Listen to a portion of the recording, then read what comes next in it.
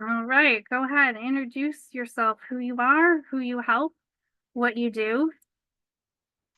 Hey, so thank you for having me here today. My name is Paula Olivia Hopwood. And basically, what I do is I help people go from hurt to high value. Specifically, like 100% of the time, in the people that I work with, their relationships get better. They end up being in conscious relationships where there's accountability and deep love. So I love what I do. I've been doing it. I started my own healing journey in certifying and stuff and getting different modalities back in 2010. So I have quite a few uh, clients under my belt, testimonies underneath my belt. Good stories to tell. Like success stories. And so I love what I do, and that's why I keep doing it. Um, I'm not certain if I can't remember the question now, so I think I might have gone off topic here. Yeah. No, go ahead. So it sounds like you help a lot of people with relationships. Could you talk about those different modalities a little bit? Oh, sure. Yeah. So on my healing journey, as so many of us, when we get into something, it starts off with us, right? It's all about us. So in my healing journey, I came across different healing modalities that I liked, and I would certify in them, or I would train in them and stuff. And so I have quite a few in my tool belt here. I started off with a certified empowerment facilitator, then certified empowerment mentor. So I learned how to run groups and circles, and just the power of the circle, to sit back and listen to everybody sharing, providing a safe space for them. That's where the gold is, right? And then I went on from there and I became a certified past life regression hypnotherapist. I was already a psychic. I was a psychic and a medium, and I was growing myself as I grew in learning things about myself and grew in trainings and stuff. My own intuition was becoming clearer and clearer and clearer, and I wasn't, shutting myself down and hiding myself anymore. So I love past lives, and I wanted to provide that for the people that I work with. And so I certified in past life regression hypnotherapy, which I really love because there's a lot of healing in that. Like sometimes, like for me, and I had this great fear and couldn't figure out where it was coming from, but it was coming from a past life. It was just energy I was carrying forward, right? Um, from there, I went on to be a certified John Maxwell coach. He's known as leadership, but basically it's positive values. And if you look at any corporation, any company, any business, anything, it's all people.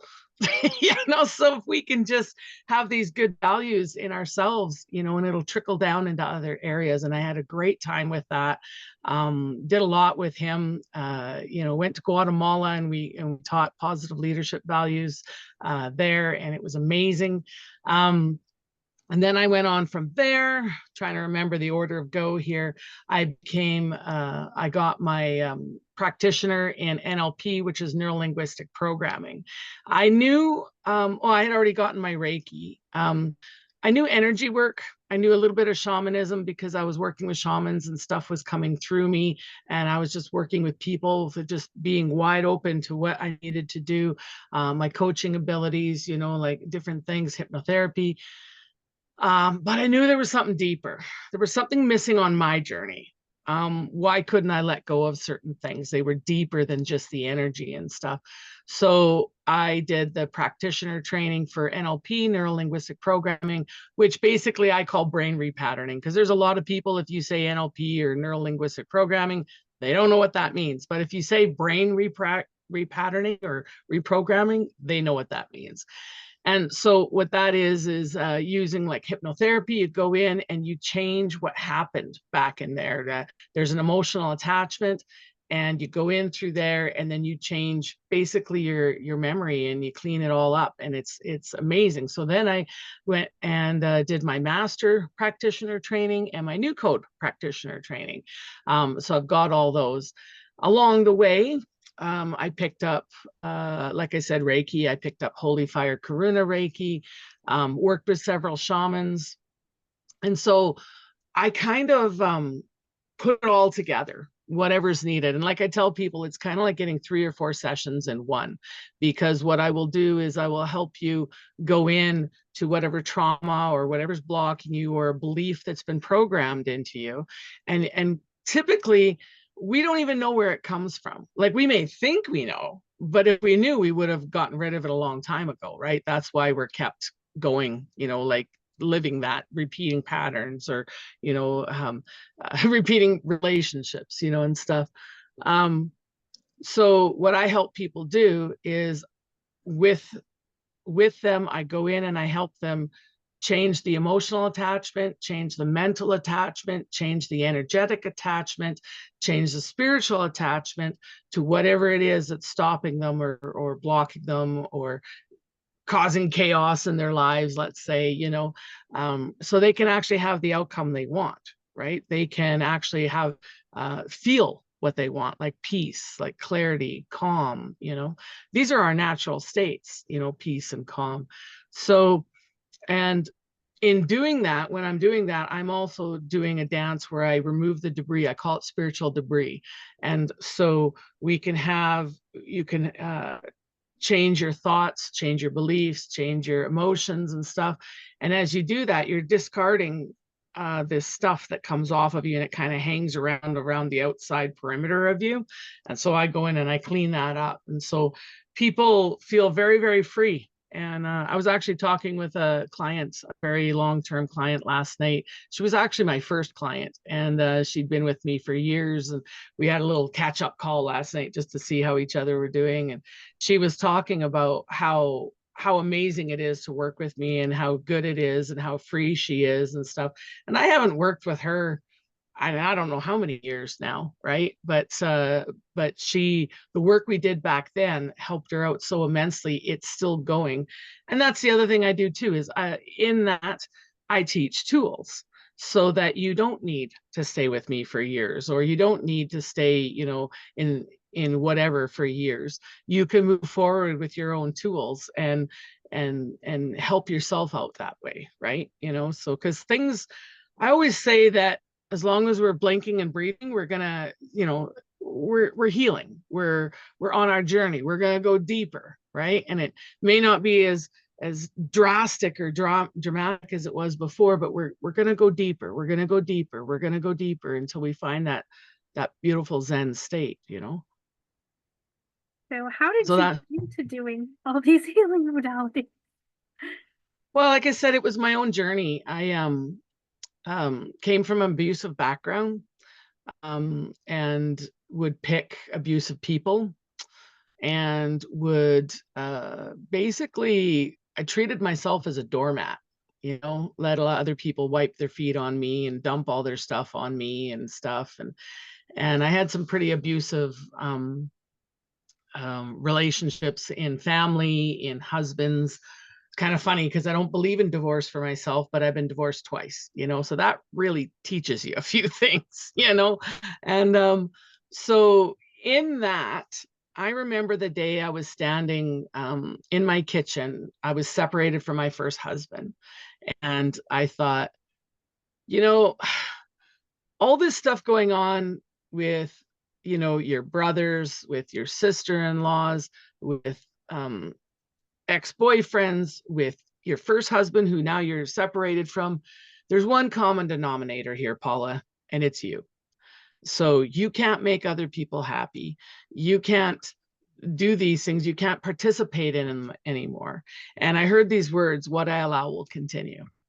And I'm like, whoa, even right now, I got the truth bumps running up and down me. Whoa, what I allow will continue. And I thought, okay, I'm the common denominator here, right? Something needs to shift, something needs to change. And I stood in my kitchen, and I remember I just did this physically. And I turned to the left and I said, I can do what I've always done, and I'll get what I've always got. And I turned to the right and I said, I could do something completely different and just see where it takes me. Right. And so that's what I started doing. And I didn't even have the internet back then, and this was just messages coming in through the great divine, if you will. And I started doing that. I would, like, he would say something, or somebody would do something or say something, and I would pause There's a lot of power in that pause. And I would pause and I would think, okay, don't react. Don't do what you've always done. Don't do what you've trained to do, and do something different. And then that kind of led me to discovering personal development. And that's when I became I started taking some Tony Robbins. Of course, everybody knows Tony, right? Started listening to his CDs and stuff. It was back then, it was CDs, you know. So um, started listening to him, started listening to anything I could, and then got into some personal development, found some local stuff, and just started taking off from there. And then, like I said, if I liked the program, I would certify in it, right? If it helped me, I would certify in it. So, or train in it, you know, whatever they offered.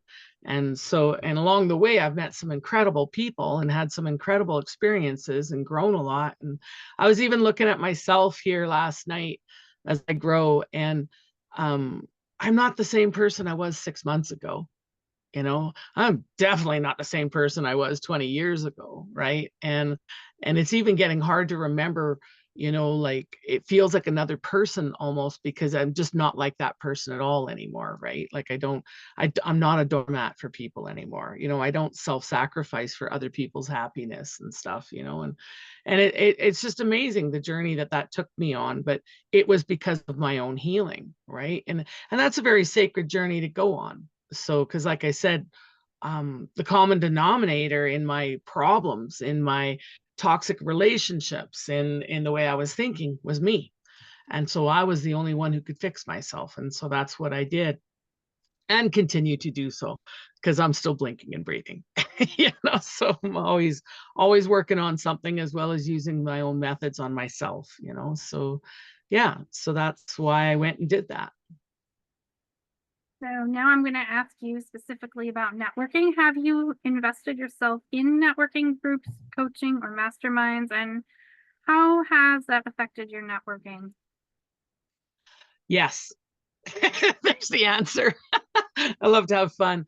Okay, so for instance, I talked about the John Maxwell team, certified coach. I would fly to Orlando, Florida twice a year, for, what did I do? 3 or 4 years? I think 3.5 years. Anyways, I would fly there, yes, for training, but mainly to be live with the people and network with people like me and make the contacts and stuff, because it's like a big family, right? Um, Other ways that I've networked is I will drive 2 to 3 hours, depending. When I lived up in central Alberta, I would drive 3 hours to Calgary. Now it's only 2 hours where I live now. I would drive to Calgary just for a luncheon, you know, just to have lunch with a bunch of ladies, you know, in a business women networking or something, you know. I've been online and on Zoom before COVID hit, and was running groups that way and stuff, and joining in groups. I've been in shaman groups and stuff, community groups. Um, and then COVID hit and kind of everybody went online, right? You know, which was really great, you know, and provided me the opportunity to meet with more people. So now I, you know, whether it be joint venture groups I meet with, and I've gone live to joint venture camps, you know, like, and stuff where you spend 2, 3, 4 days all together and maybe learn something together and make friendships and stuff. Um, but there's also online, you know, where we show up for several days training, maybe on something, or just networking groups, big groups together, and then we break out into breakout sessions of maybe 5 people, or maybe even one-on-one. Um, Kind of like whenever I'm offered an opportunity and it fits in my schedule and I feel into it and it feels good for me, I show up. And then I meet people. And so I have met people all over Canada, the States, South Africa, the UK, and amazing people. So these networking opportunities have helped me grow, have helped my, I guess, my expansiveness grow, you know. So instead of, because I'm just like a back bush girl from Alberta, Canada, right? And love to be out in the bush, love to be out in the mountains, you know, would rather spend time with my horse and my dog, right? Type person. These groups, these opportunities open me up for so much more. And I really love the people I met. Some of my best friends in the world I've actually never been in the same physical room as them, right?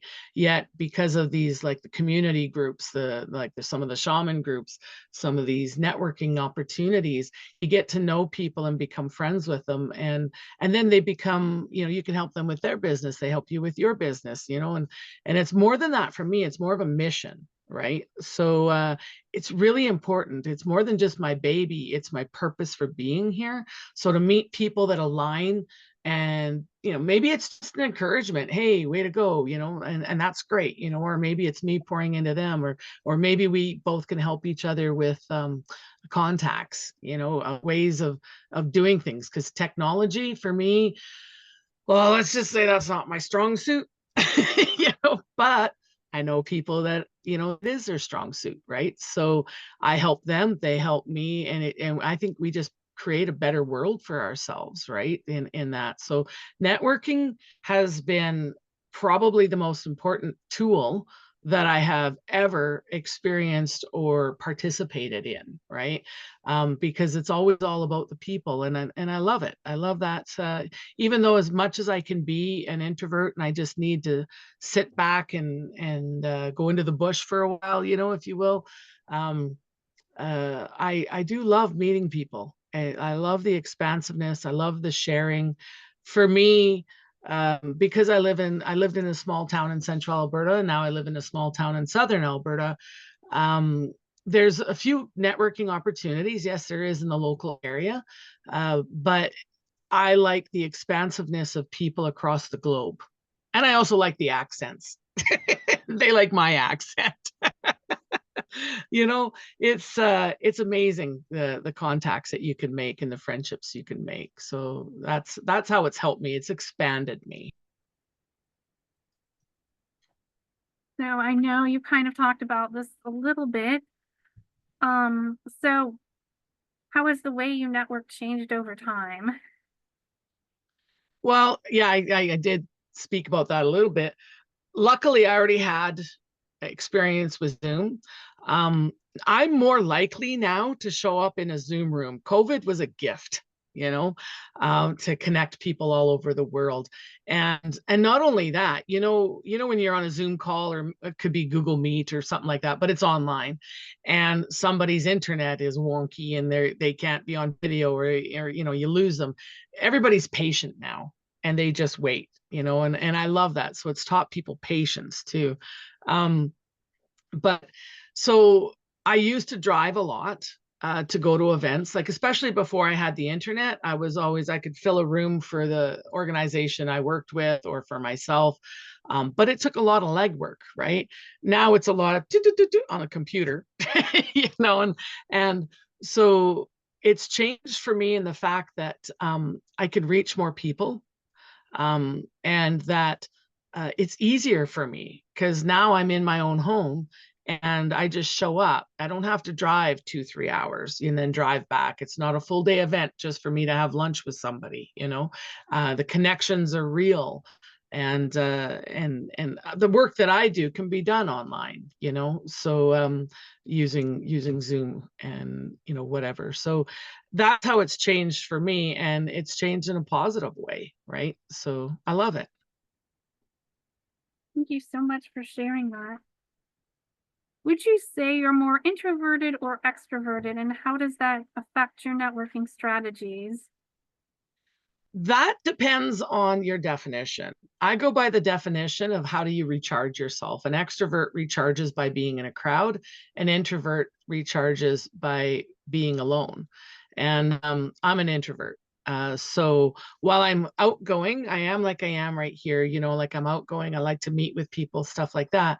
But afterwards, I need to retreat. And so when it was in person at the John Maxwell trainings and stuff, there'd be like 6,000 people there. I would retreat back into my room and spend a couple hours there before supper or something before I go out again. The way that I've handled it here on networking, whether it be live or like in person, I should say, because we're all live, but all live, right? Whether it be in person or on Zoom, like online, is I make sure that I take time for myself and be aware that I'm going to be, because I am high energy. I am going to be exerting high energy, even if I just sit there and say nothing. I'm excited about what people are saying, right? Afterwards, I make sure that I have time. I take care of my energy before and after meetings, whether they be with a client or a group of people, a networking event. There's been times when I would, and it took me a while to figure this one out. I would show up live at an event like in person and feel great and everything. And then when I would come away, I would need to cry. I would need that energy release to cry. And that's when I realized I needed to drive to a pond or a river or some trees or something after the event and just sit for 20 minutes, and just let all what happened just like with grace and love, just hold it near and dear, and then kind of get it off my plate, because I couldn't carry it, all the time. So I'm an introvert. A lot of people don't think that because I can talk so easily and stuff, but you'll see me, if you see me talk, do a speech or something, you'll see me talk to a few people afterwards, however many, and then I disappear. Yeah, no, like Paula has left the building. Yeah. Yeah, you have to do what works for you. So yeah, yeah. Do you prefer networking in groups or having more of those one-on-one conversations?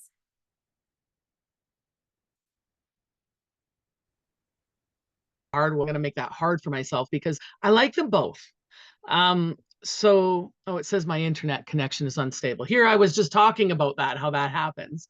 Um, I like it both because uh, when they do the breakout rooms online, you get to know people on a more deeper level, right? And then even if they do it on-one, right, you get to know them deeper. But I also like to meet many people and see the different energies and see what they have to say, right? So I'm going to go 50-50 on that, because even when I show up in person at an event, you might be sitting in a room with 200 women, but you're sitting at a table with 8, right? And you get those closer connections. I do like to hear from everyone, but I also like the one-on-one or the small groups. So I'd go 50-50 on that. I like variety. There we go. Yeah, Would you say getting comfortable being uncomfortable is part of the entrepreneur skill set? it's necessary. It's absolutely necessary. I teach some that my mentor taught me about the terror barrier, and it's about making new comfort zones, right? Because if you think about it, when you're a baby, you just used to lay there, and eventually you learned how to roll, and then eventually you learned how to sit up, and then eventually you learned how to crawl, and eventually you learned how to walk. If you would have stayed in your comfort zone of just laying there, you wouldn't be able to walk or ride a bike or drive a car. So it's not just entrepreneurs, it's the human spirit, right? We need growth, we need change, we need to evolve, right? And so yeah, no, I think it's very important. I would agree. Yeah. How have you set time boundaries in your relationships so that you don't fall into people pleasing and can focus on the relationships that benefit you the most, especially when it comes to networking? Yeah, that was I thought I was good at it. And then I moved to Southern Alberta and I was doing readings and healings and coaching in my own home while homeschooling as well. And so my kids would know I had a client coming over, so they would leave me, they would stay downstairs, they'd leave me alone, they wouldn't come and interrupt. But I had a problem because people didn't want to leave because they felt so good, right? And then I had to learn to set up a boundary that my kids were more important. My time was more important, because after a client, I need to go and spend that 20 minutes, half an hour by myself, and then I can pour into my kids, right? And so I started getting really good at just telling people that, you know what, that's good. Like I would tell them before they would show up, that you can't hang out afterwards. This is your time lot. I have another person coming in. I have my kids. I would get really good at just saying without any emotion what I needed, for the time to end. And I'm the same way now.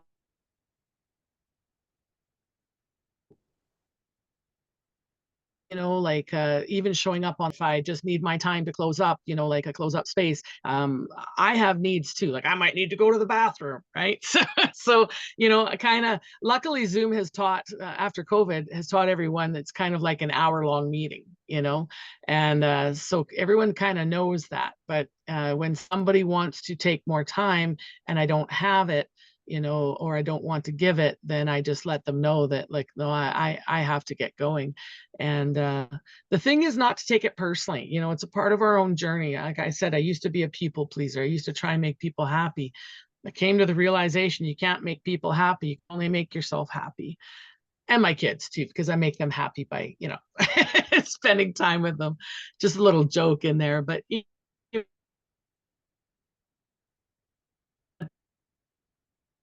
that they make themselves helps me to create boundaries that are healthy for both myself and the person I'm meeting with or the group I'm meeting with, right? So nobody's living your life except for you. And that's what I used to say to myself. Nobody's living my life except for me. So who do I spend my time with? I want that to be well spent because I can always make more money, right? But I can never make more time in my life. So my time is precious to me. A good way of looking at it. How do you feel about direct messages on Facebook? Love them, hate them? How do you utilize them in your business? Um, this is funny. As a introvert, I don't jump on everybody's messages right away. And I might not get back to you for a week. I get back to my kids first, my clients second, So I guess kids and friends first, and then clients second, and then everybody else underneath that. It doesn't mean I don't care. It just means that I have a certain amount of time in particular days where I'm going to answer people's messages, right? Some people that makes them mad. And I'm like, it's not my problem, right? Like, and as a matter of fact, if somebody sends me a DM, like I get a lot of coaches sending me DM, they want to send me their stuff or they want to work with me, like as in me as their client or something. I'll purposely not answer them. I'll read it and then not answer them because I want to see what type of person they are. And so the people that will, in a day's time, did you get my message? And then another day's time, they put question mark, question mark, question mark. I'm like, okay, I don't want to work with that person because they're pressuring. They're not respecting my time and space. It's to send one message is fine. Hey, did you get it? But to continue to, that's not what my DMs are for.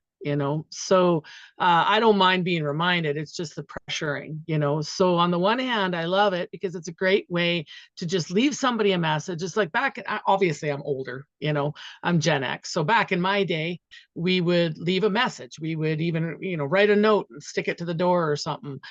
We would leave a phone message, and that was it. And then they get back to us when they got back to us, right?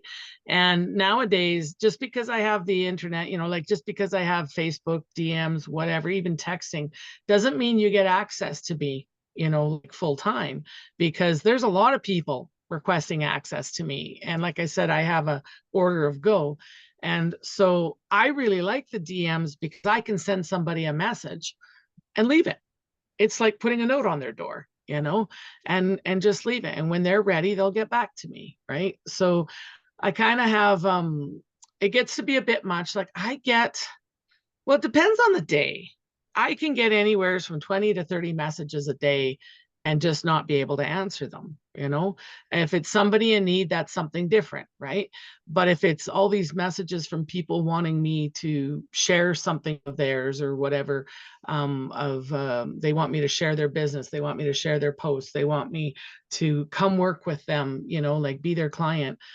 Those are the ones that I'm like, like I don't want to answer those and stuff. Or, it was like, you didn't do that to me. Of course, we met in a group, but when you said, hey, do you want to do an interview? Yeah, I dropped the ball on that one because I read it. I said, yes. And you sent me the link to book it. And then I don't know, was it a week or two later I responded because I forgot. And I'm like, oh my gosh, Lori. No, and I went back. But you honored my time. You honored me, right? And therefore I reciprocated and I honored you, right? And that's DMs are a way to build relationships or break them, right? Like I said, like I kind of have it's not the love-hate relationship with DMs. It's just how are you going to use it? how are you going to use it to build your business? Like if you make somebody feel icky or feel pressured, they're not going to want to work with you, right? But if you show up and you make them feel honored and you make them feel like valued, yeah, they want to spend time with you, right? So let's use it to build that type of relationship, the honored and valued one. That's what I say. That's such a good take on DMs. What are your thoughts on tapping into your intuition when networking? Well, I can't not do it.